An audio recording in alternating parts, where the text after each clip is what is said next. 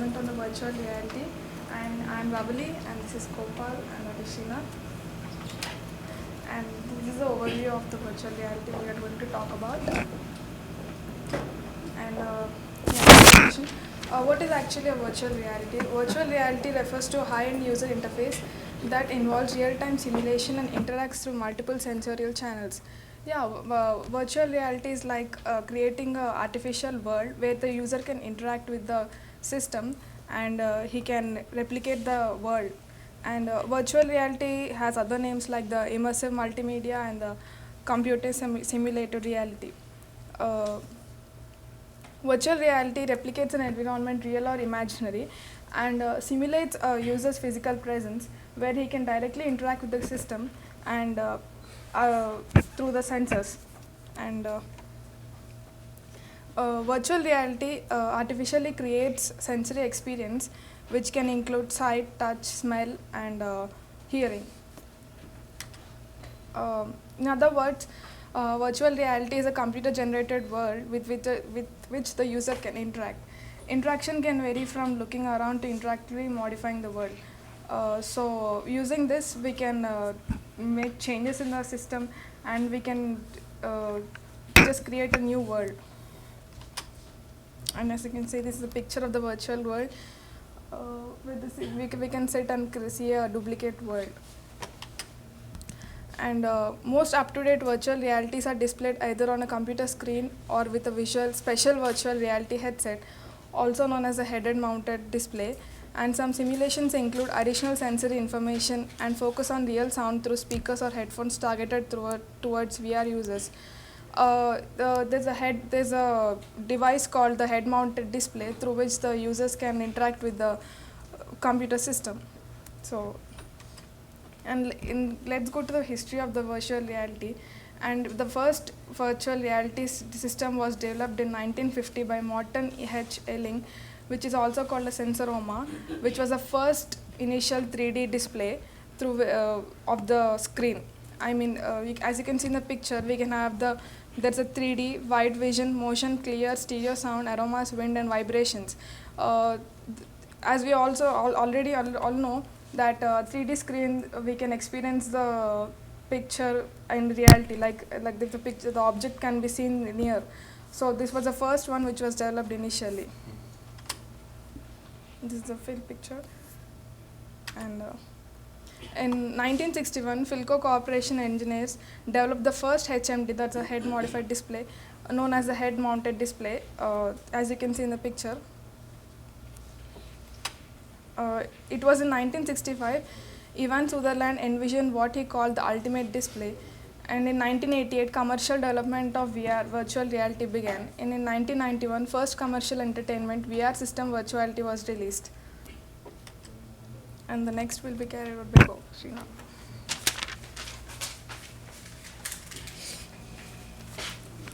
Hi friends, myself Srinath. I'm going to tell about types of VR systems, virtual reality systems. First one is immersive virtual reality and augmented virtual reality and desktop and video mapping virtual reality. Immersive is basically the feel of involvement of the users in the virtual world. The users has no visual contact with the physical world, often equipment with a head-mounted display. This unique combination where the user can immerse as well interact with the simulation is known as telepresence. This is a clear picture of this VR. And next, augmented VR. AR integrate the computer generated virtual objects into the physical world. This involves literally augmented reality with visual information, which means by using a HMD, we can by this augmented VR we can create a new world, because we're sitting in home, we can see a New York City. We can create a New York City in our home by this VR. Not only New York, any country. And desktop VR, desktop-based virtual reality involves displaying a three-dimension virtual world on the regular desktop display without use of any specialized a moment, a tracking equipment. Modern computer games can be used as an example. Modern computer games are an example of desktop VRs. And video mapping, the user watches a monitor that shows the body interaction with the world. Element of interaction depends on the number of factors like speed, range, and mapping. This is an example picture of the video mapping. And next, there are hardware in virtual realities, that is HMDs. As Ravali said, HMD is a head-mounted display. Head-mounted display is a device worn on the head. It has a small display optic in front of one or the other each eyes, and we can implement a nanotechnology in this by creating a lens. I don't know it's implemented right now or not, but in future it may be implemented.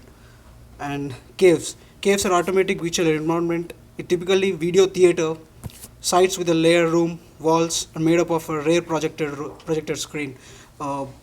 Caves nothing but the room with the four walls completely with a screen and creating a new world in a room. Data gloves. The gloves equipped with a sensor that sends a movement of the hand and interfaces the movement with the computer. Nowadays we have video games like tennis games. We use a gloves and play tennis.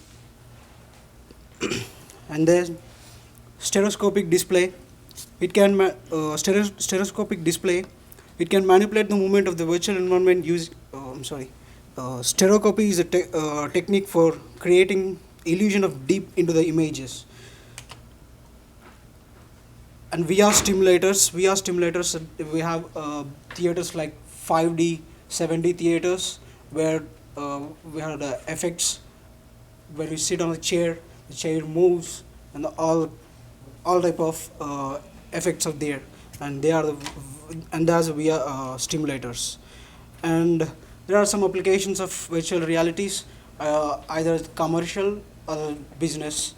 The virtual reality is being used in a number of ways by the business community, which includes coming to the movies.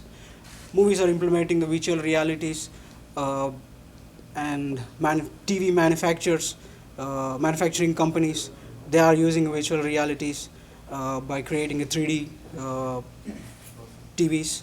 And virtual tools of business environment, training of new employees. This is another important topic, training of new employees.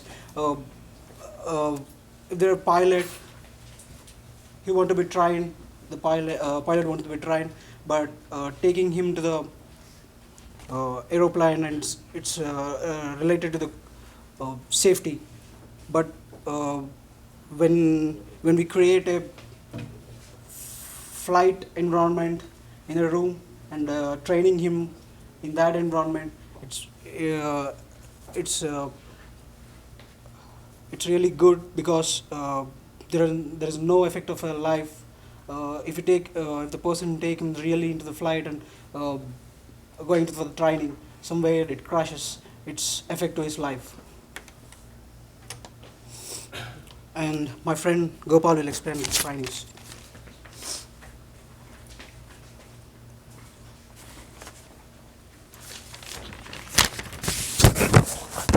Hi, my name is Gopal, and now I would like to explain about the training of using VR techniques. Practically, it is used for the for the soldiers, as Srinath told, that for training purposes in battlefield, like flight simulators, and VR is mostly used in engineering and designing terms. It gives better understanding of the design and facilitates the changes wherever it necessary. And major one is that time and the cost factor is also, it reduces the cost factor also. Some of the examples are that building the construction and car designing and the railway construction. Here the pictures of it, the building construction and car designing and the railway construction. Um, and in medicine, uh, in coming decade, virtual reality will have a major impact on healthcare, and the powerful medical simulations are now available in use across the world. Uh, and it is mostly useful in phobia treatment and robotic surgery and skills training. And it's surgery with VR simulation. And entertainment, the entertainment industry is one of the most advocates of virtual reality, most noticeably in games and worlds, virtual museum. The virtual museum In the virtual museum, it is a digital entity that draws on the characteristics of a museum in order to complement, enhance, or augment the museum experience through personalization, interactive, and richness of the content. And the gaming, and it is used in films and on theaters and virtual theme parks. So, which in films, watching the films in 3D screens like this. And the future of the virtual reality in 1999, 10% of the world's computing power was non-human. By 2009, it may become as 99%, and by 2010, it is estimated that it will have a computer powerful enough to run immersive VR programs. And these are the references. Thank you so much.